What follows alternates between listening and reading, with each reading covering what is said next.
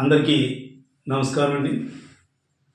ఈ మధ్య నేను కొన్ని వీడియోలో కొన్ని విషయాలు చెప్పడం జరిగింది. దానిపైన మరి ఎమ్మెల్యే రామకృష్ణారెడ్డి గారు రకరకాల వ్యాఖ్యానాలు చేయడం జరిగింది. అందులో భాగంగానే నిన్న బలభద్రపురం గ్రామంలో మరి గ్రామ సభలో రకరకాలుగా ఆయన మాట్లాడడం జరిగింది. సోలో వీడియోలు రిలీజ్ చేస్తున్నారు. ఇదండి, ఎస్, సోలో వీడియో రిలీజ్ చేస్తున్నాను, ఇందులో తప్పేం లేదే. అసలు ఈ సోలో వీడియోస్కి ఆద్యులు ఎవరు? మీరే. మర్చిపోయి ఉంటాడు పాపం. ఆయనకి ఎప్పుడు కూడా మరుపు ఎక్కువ. ఈ తెలుగుదేశం పార్టీకి సంబంధించిన వాళ్ళకి వీళ్ళకి ఏంటంటే మరుపు ఎక్కువ. ఎందుకంటే చేసిన వాగ్దానాలే మర్చిపోతారు. ఇంక ఇటువంటి విషయాలు ఎలా గుర్తుంటాయి పాపం ఆయనకి. అంతేకాకుండా మరి ఆయన మాట్లాడుతూ నమస్కారం గురించి ఏదో కామెంట్ చేశారు. ఏదైనా అరికదో బొరకదో ప్రారంభమైనప్పుడు నమస్కారం అంటారు. ఈయనేటి ఈ వీడియోలో నమస్కారం అంటాడని చాలా వ్యంగ్యంగా మాట్లాడాడు. నేను ఒకటే చెప్తా ఉన్నాను, రామకృష్ణారెడ్డి గారు, మీరు పెద్ద కళాకారుల కుటుంబం నుంచి వచ్చిన వ్యక్తి మీరు. నేను సాధారణ వ్యక్తిని. నేనేమి యాక్టర్ని కాదు, నేను డాక్టర్ని. మీరు యాక్టర్ అన్నది నిరూపించేసుకున్నారు. పోయినసారి పాపం టికెట్ రాకపోతే రకరకాలు మీ అభిమానులతో రకరకాలుగా పాపం ఒకటి కిరోసిన్ పోసుకున్నట్టుగా యాక్షన్, ఒకటి కిరోసిన్ తాగినట్టుగా యాక్షన్, ఒక అతనైతే 1 కోటి రూపాయలు ఆస్తి ఇచ్చేస్తానంటూ, ఇంకొక అతను 2-3 కోట్లు, ఇలాగ 5-6 కోట్లు వచ్చేసి అని మీరు చెప్పడం, ఎలక్షన్ ఖర్చు ఇచ్చేస్తానంటాం. ఇవన్నీ మించి పెద్ద నట కుటుంబం కాబట్టి రిక్షావతారం వ్యక్తి ఏ రకంగా విన్యాసాలు చేశారన్నది ప్రజలందరికీ కూడా తెలుసు. మీరు కళాకారుడని తెలుసు. నేను మాత్రం కళాకారుని కాదు. కాబట్టి మాకేంటంటే ఎవరు కనిపించినా ఏదైనా సమావేశానికి ముందు ఒక నమస్కారం అని చెప్పడం అన్నది సాంప్రదాయం అన్న ఉద్దేశంతో మేము నమస్కారం చెప్పాం. కానీ మీలాగా కళాకారులు అదేవిధంగా ఇంకా వదిలేండి, చాలా ఇంకా ఎన్ని ఉంటే మళ్ళీ టాపిక్ పక్కపోతుంది. కాబట్టి నేను అటువంటి వ్యక్తిని కాదు. కాబట్టి నేను నమస్కారం అని చెప్పాను. అది సాంప్రదాయ దృష్టితో చెప్పాను తప్ప ఇంకోటి కాదు. ఇక మీరు మాట్లాడుతూ బలభద్రపురం గ్రామంలో ఏమిటి, మాజీ ఎమ్మెల్యే ఒక డాక్టర్ అయ్యి ఉండి ఈ క్యాన్సర్ గురించి ఈ రకంగా మాట్లాడుతున్నారు, అది ఇది అనేదో పాపం ఇష్టం వచ్చినట్టుగా. అంటే ఒక కళ్ళు తాగిన కోతిలాగా మీరు మాట్లాడారు. కళ్ళు తాగిన కోతనే ఇంకా కొంచెం స్టెబిలిటీ ఉంటుందేమో. ఎందుకంటే మీ ఫ్రస్ట్రేషన్ ఎటువంటిది, నేను ఏం చేయగలను, మీ ఫ్రస్ట్రేషన్. ఎందుకంటే ప్రజల్లో ఆల్రెడీ బలభద్రపురం ఈ ఇష్యూనే కాదు, తెలుగుదేశం పార్టీ పైన, కూటమి ప్రభుత్వం పైన తీవ్ర వ్యతిరేకత వచ్చేసింది. ప్రజలు ఎప్పుడు ఎలక్షన్లు అని ఎప్పుడా అని పాపం ఎదురు చూస్తున్నారు. తీవ్ర వ్యతిరేకత వచ్చింది, ప్రజల్లో వ్యతిరేకత వచ్చింది.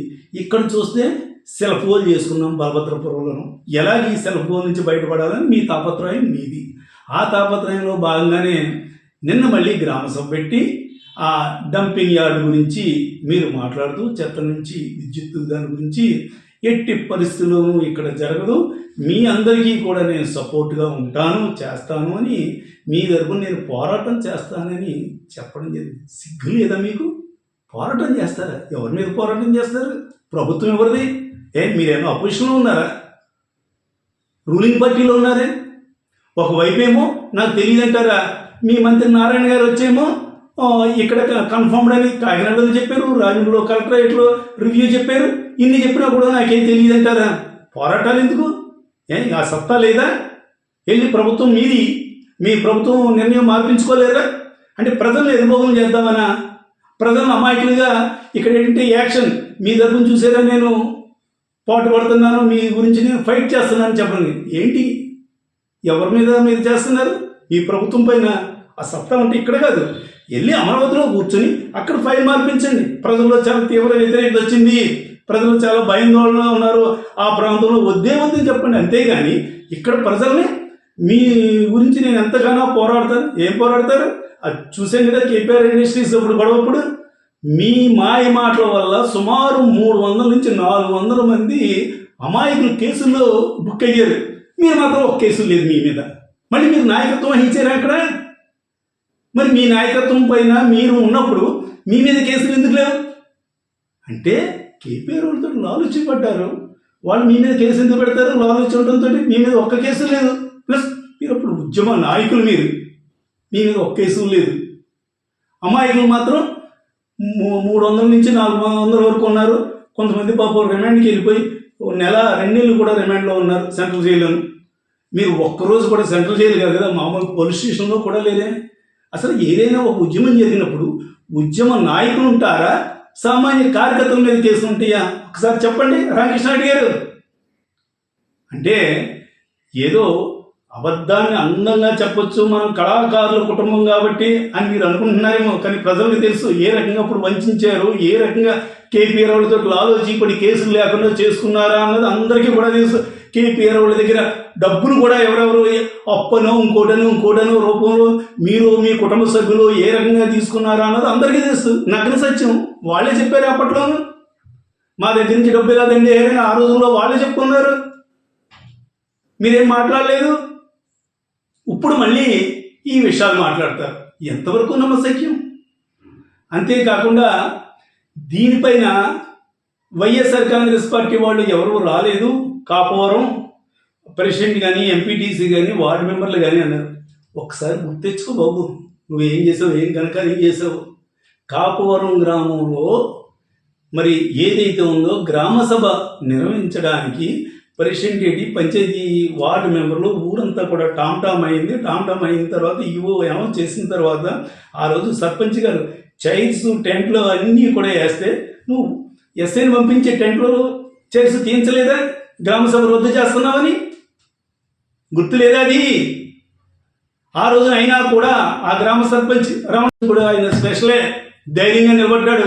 నీ ఒత్తిడిని నీ ఇదిని కూడా ఎక్కడా లెక్క చేయకుండా, తీర్మానం ఇవ్వకుండా ఎవరైతే సచిన్ శెట్టి వెంకటరమణ ఉన్నాడో ఆ వ్యక్తి మరి ధైర్యంగా నిలబడి ఆ రోజున నువ్వు టెంట్లోను చైర్స్ కూడా తీయించేసిన, పోలీసు ఫోర్స్ తోటి తీయించేసినా కూడా సుమారు 200 మందితోటి సంతకాలు తీసుకుని దీని వ్యతిరేకంగా సంతకాలు చేయించుకుని ఆ రిప్రజెంటేషన్ కూడా ఎంఆర్ఓ ఎండిఓకి కూడా ఇవ్వడం జరిగింది. ఏం గుర్తులేదా? బహుశా మీకు ఇటువంటి మరుపులు ఉంటే ఉండొచ్చులే. ఒక్కసారి గుర్తెచ్చుకోండి. ఇచ్చేరో లేదు, మళ్ళీ రాలేదని అంటే నోరు ఉంది కదా అని ఏది పడితే అది వాగేయడం, కళ్ళు తాగిన కోతులాగా ప్రవర్తించడం ఏమీ కరెక్ట్ కాదు. ఒకసారి గుర్తెచ్చుకోండి. ఈ డబ్బింగ్ దాని గురించి ఆ మినిస్టర్ దగ్గరికి వెళ్ళండి, అక్కడ ఫైట్ చేయండి. లేకపోతే చంద్రబాబు నాయుడు గారి దగ్గరికి వెళ్ళండి, చీఫ్ మినిస్టర్ దగ్గరికి, ఆయనతో మాట్లాడండి.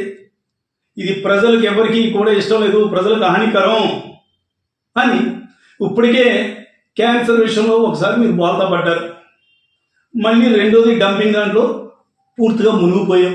బలదపురం గ్రామంలో క్యాన్సర్ విషయంలో లేనిపోంది అసెంబ్లీలో దీన్ని సృష్టించి బలభద్రపురం గ్రామాన్ని బలి చేసేసావు. ఈ రోజున నీకు ఒకటే విషయం చెప్తా ఉన్నాను, ఆయన డాక్టర్ కదా, ఆయనకి తెలియదానికి నా గురించి ఏదో మాట్లాడడం జరిగింది. ఎస్, నేను డాక్టర్నే. ఒకటి మాత్రం గుర్తించుకో రామకృష్ణారెడ్డి, ఎవరైతే మీ మంత్రి, మీ శాఖ, మీ బీజేపీకి సంబంధించిన హెల్త్ మినిస్టర్ ఎవరైతే ఉన్నారో ఆ హెల్త్ మినిస్టర్ ఆయనే స్వయంగా చెప్పాడే, జాతీయ సగటు కంట తక్కువగానే ఉంది, ఎక్కడ ఇదేం అలార్మింగ్ కాదు, ఎవరో కూడా వర్రీ అవ్వద్దని ఆయన స్టేట్మెంట్ ఇచ్చాడే. అంతేకాకుండా స్వయం కలెక్టర్ గారు, డిఎంఎన్హెచ్ఓ వీళ్ళందరూ కూడా ఇచ్చారే. వీడంతా కాదు, ఈ క్యాన్సర్కి సంబంధించిన స్పెషలిస్టులు మాకంటా కూడా పెద్ద చదువులు చదివిన వాళ్ళు, వాళ్ళ టీములు ఇచ్చారే, వాళ్ళందరూ కూడా వచ్చి చెప్పారే. నీకు నిజంగా దమ్ము ధైర్యం ఉంటే నాతోటి చర్చ కాదయ్యా రామకృష్ణారెడ్డి, నువ్వు వెళ్ళి మీ మంత్రితోటి కలెక్టర్ గారిని పెట్టి ఎక్కడైనా చర్చ అనేది పెట్టు. ఎస్, నేను 200-300 మందిని నేను చూసానండి క్యాన్సర్ పేషెంట్లు, మీరు ఏమి లేవంటారేంటి, ఇది అని సాక్ష్యాలతో సహా నిరూపించవయ్యా. నీకు దమ్ము ఉంటేది, మీ మంత్రి లేదంటున్నాడు, నువ్వు ఉందంటున్నావు, మీ మంత్రితో చర్చ పెట్టుకో. ఆ దమ్ము ధైర్యం లేదు. ఇక్కడ ప్రజలు మాత్రం ఒక రకంగా వీళ్ళు ఏదో మైండ్ ట్విస్ట్ చేద్దామని, డైవర్షన్ పాలిటిక్స్ చేద్దామని మాత్రం ప్రయత్నించు. ఏది ఏమైనా ఈ రోజున బలభద్రపురం గ్రామానికి సంబంధించి జరిగిన నష్టాన్ని ఎవరూ కూడా ఎంతలో పూడ్చలేరు. అటువంటి నష్టాన్ని ఆ గ్రామం పైన నువ్వు మరి చూపించావు, నష్టాన్ని కలగేసావు. మళ్ళీ మీటింగ్లో రకరకాల కబుర్లు, ఏదో ముందు చెప్పినట్టుగానే, అంటే నీవు ఏది మాట్లాడినా చెల్లుద్ది, ఏది మాట్లాడినా జనం నమ్మేస్తారు అనుకోవద్దు. ఇన్ని తప్పులు పెట్టుకుని మేము మాట్లాడేది ఏదైనా సరే ఎస్ ఎవిడెన్స్ తోటి మాట్లాడుతున్నాం. మేము ఎవిడెన్స్ కూడా మా పార్టీ వాళ్ళని ఒక్కొక్కరినే పెడతలేదు కదా, స్వయంగా మీ మంత్రి గారులనే పెడుతున్నాం, మీ మంత్రులనే, మీ హయాంలో వచ్చిన కలెక్టర్ గారినే పెడుతున్నాం, డిఎంఎన్డిచోని పెడుతున్నాం. మరి వీళ్ళందరూ ఉన్నప్పుడు కూడా వీళ్ళందరి మాట కాదని నాదే అంటావు. ఎస్, నీకు చర్చ మీద ఆటో పెట్టుకో, నీకు దమ్ము ఉంటేని. అంతేగాని దమ్ము లేని కబుర్లు చెప్పొద్దు. వాళ్ళ మీద వీళ్ళ మీద తోసేయడానికి నెపం కింద నువ్వు ప్రయత్నం చేయొద్దు. పూర్తిగా బలభద్రపురం గ్రామాన్ని ముంచేసిన వ్యక్తి నువ్వు. ఈ రోజున దానికి అపారమైన నష్టాన్ని కలగజేసావు ఆ గ్రామానికి. మళ్ళీ కబుర్లు చెప్తావా? ఏది ఏమైనా రానున్న రోజుల్లో తప్పనిసరిగా ఈ ప్రజలు, బలభద్రపురం గ్రామ ప్రజలు గతంలో కేపీఆర్ ఉద్యమం టైంలో నువ్వు ఏ రకంగా మోసం చేసావో తెలుసు. అదేవిధంగా ఇప్పుడు డంపింగ్ యార్డ్ కానీ, లేదంటే లేనిపోని క్యాన్సర్లను పెట్టి ఆ గ్రామాన్ని మీద లేనిపోని మచ్చ రావడం కానీ ఏదైనా కూడా ప్రజలు క్షమించరు. తప్పనిసరిగా రాబోయే రోజుల్లో ఏ రకంగా శిక్ష వేస్తారా అన్నది నువ్వే చూస్తావు.